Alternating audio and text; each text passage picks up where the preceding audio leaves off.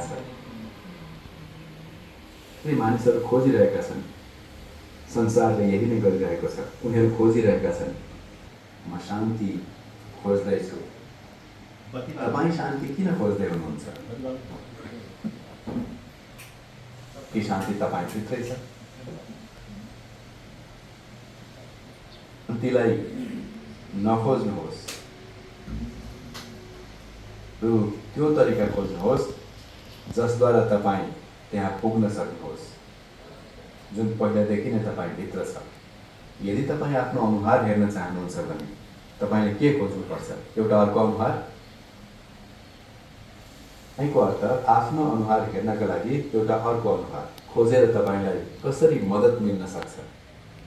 तपाईँले त एउटा ऐना खोज्नुपर्छ। प्रश्न उठ्छ, शान्ति तपाईँसँग पहिलेदेखि नै छ, होइन त? कि छैन?